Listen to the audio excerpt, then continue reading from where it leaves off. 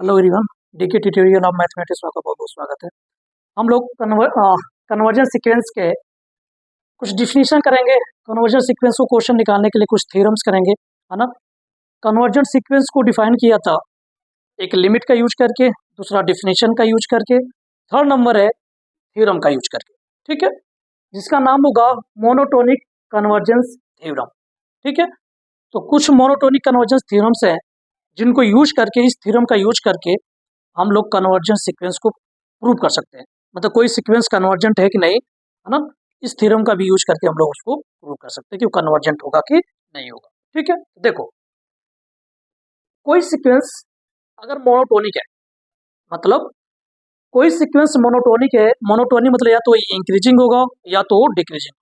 ठीक है, कोई सीक्वेंस अगर मोनोटोनिक है तो वो सीक्वेंस कन्वर्जेंट होगा इफ इट इज बाउंडेड। अगर कोई मोनोटोनिक सीक्वेंस है या तो इंक्रीजिंग है या तो डिक्रीजिंग है, यदि उस सीक्वेंस को हम दिखा पाए कि वो सीक्वेंस क्या है, बाउंडेड है, तो पक्का है कि वो सीक्वेंस जो होगा वो कन्वर्जेंट होगा। ठीक है, ठीक है, इसको भी करते हैं अच्छे से। पहले दूसरा और तीसरा नंबर देखो। दूसरा क्या कर रहा है कि if a sequence monotonic increasing, कोई सीक्वेंस है जो कि इंक्रीजिंग सीक्वेंस है एंड बाउंडेड एबो। ठीक है, मतलब ऊपर ऊपर से वो क्या है, बाउंडेड है, बाउंडेड एबो है, then it is convergent to its least upper bound. कहने मतलब ये है कि यदि कोई सीक्वेंस है जो कि इंक्रीजिंग है, यदि सीक्वेंस इंक्रीजिंग है और बाउंडेड एबो है, तो पक्का है कि वो कन्वर्जेंट होगा। और किसको कन्वर्ज करेगा, जो अपर बाउंड होंगे, जितने भी अपर बाउंड होंगे उनमें जो सबसे छोटा अपर बाउंड होगा लिस्ट वाला, उसी को वो कन्वर्ज करेगा। ठीक है, तो कहने मतलब ये है, देखो मान लेता हूँ कोई सीक्वेंस एक्शन है। ठीक है, यदि यह सीक्वेंस इंक्रीजिंग है, मतलब X N plus one minus X N greater than zero है for all N belong to natural number. ठीक है, यदि यह सीक्वेंस क्या है, इंक्रीजिंग है एंड सीक्वेंस जो है एक्शन क्या है, बाउंडेड एबो है, मतलब एक नंबर मिल रहा है, रियल नंबर मिल रहा है कैपिटल एम, जिससे हर एक टर्म्स क्या है, छोटा है। ठीक है, बाउंडेड एबो है और इंक्रीजिंग है, तो पक्का ये सीक्वेंस कन्वर्जेंट होगा।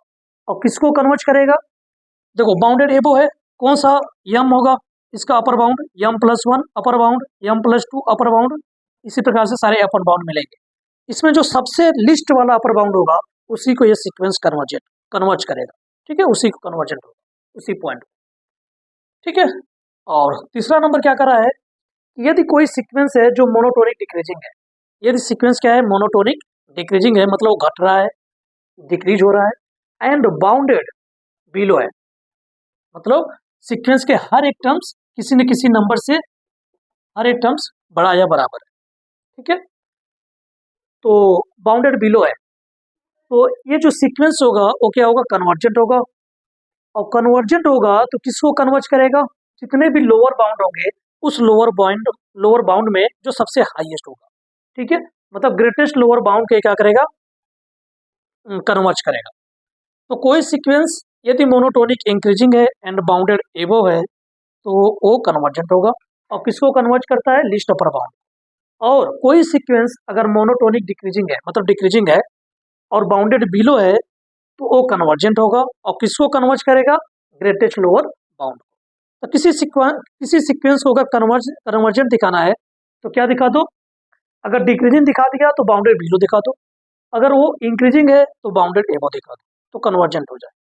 ठीक है, या फिर सबसे सबसे इंपॉर्टेंट कि कोई मोनोटोनिक सीक्वेंस है, या तो इंक्रीजिंग है या तो डिक्रीजिंग है, छोड़ो, कोई सीक्वेंस है जो कि मोनोटोनिक है, मतलब या तो इंक्रीजिंग या तो डिक्रीजिंग। ओके, तो वो सीक्वेंस कन्वर्जेंट होगा तब जब वो सीक्वेंस क्या हो जाए, बाउंडेड। कहने मतलब कोई सीक्वेंस जो कि मोनोटोनिक है, या तो इंक्रीजिंग है या तो डिक्रीजिंग, तो कन्वर्जेंट होता है जब वो क्या हो जाए, बाउंडेड। और उल्टा भी ट्रू होगा, क्या, कि कोई मोनोटोनिक सीक्वेंस है जो कि कन्वर्जेंट है, तो पक्का वो बाउंडेड होगा। कन्वर्जेंट सीक्वेंस तो ऑलवेज बाउंडेड होता है, चाहे मोनोटोनिक हो या ना हो, कन्वर्जेंट सीक्वेंस ऑलवेज बाउंडेड होता है। बट बाउंडेड और मोनोटोनिक हो, है ना, बाउंडेड होगा तो अपर बाउंड भी होगा, लोअर बाउंड भी होगा, और मोनोटोनिक हो गया तो इसका मतलब या तो इंक्रीजिंग या तो डिक्रीजिंग, इसका मतलब कन्वर्जेंट हो जाएगा। ठीक है, तो कोई सीक्वेंस अगर बाउंडेड है और मोनोटोनिक भी है, या तो इंक्रीजिंग या तो डिक्रीजिंग है, तो पक्का वो सीक्वेंस ऑलवेज कन्वर्जेंट होता है। तो ऐसे करके हम लोग इस थ्योरम का यूज करके किसी सीक्वेंस को कन्वर्जेंट दिखाएंगे। ठीक है, कराना कोई मोनोटोनिक सीक्वेंस या तो इंक्रीजिंग है या तो डिक्रीजिंग है, वो कन्वर्जेंट होगा, तब कन्वर्जेंट होगा जब वो बाउंडेड होगा। ठीक है, ये 4 थ्योरम्स हैं, चारों थ्योरम को अप्लाई करके हम लोग क्वेश्चन को निकालेंगे। ठीक है, एक थ्योरम्स और है जिसका नाम है सैंडविच थ्योरम। ये क्या कहता है कि कोई सीक्वेंस है एन, यदि ये सीक्वेंस का जो लिमिट है क्या है, यल है, मतलब यह सीक्वेंस कन्वर्जेंट है किसको, यल को। और एक सीक्वेंस है सी एल, इस सीक्वेंस का जो लिमिट है वो कितना है, यल है, मतलब यह सीक्वेंस सी एन जो है एक कन्वर्जेंट है, किसको कन्वर्ज कर रहा है, यल को। ठीक है, एंड यदि ए एन से बड़ा क्या है, बी एन, एक सीक्वेंस है बी एन जो सी एन से छोटा है और ए एन से बड़ा है, मतलब इनके इनके बीच में।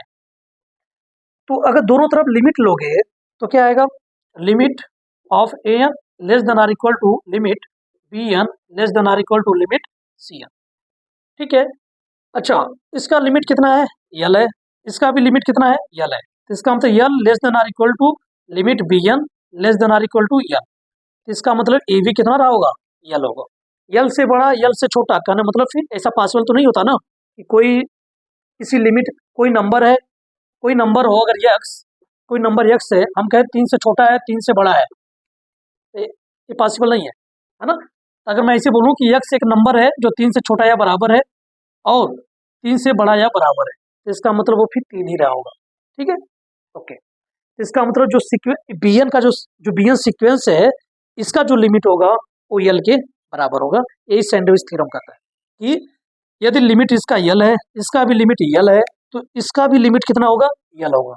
यदि A N less than or equal to B N less than or equal to C N लिखा है, तो इसका भी लिमिट किसको कन्वर्ज करेगा, यल को, मतलब इसका भी लिमिट कितना होगा, यल होगा। ठीक है, तो ये सारे थ्योरम्स हैं, इन थ्योरम्स को यूज करके हम लोग किसी सीक्वेंस को कन्वर्जेंट दिखाएंगे। ठीक है, ओके, इन थ्योरम को नोट करो, कुछ एग्जांपल करेंगे इसके रिलेटेड, मोनोटोनिक कन्वर्जेंस थ्योरम के रिलेटेड, है ना। इस थ्योरम का यूज करके हम लोग सीक्वेंस को कन्वर्जेंट दिखाने की कोशिश करेंगे, कुछ एग्जांपल करते हैं, इनको करो अच्छे से।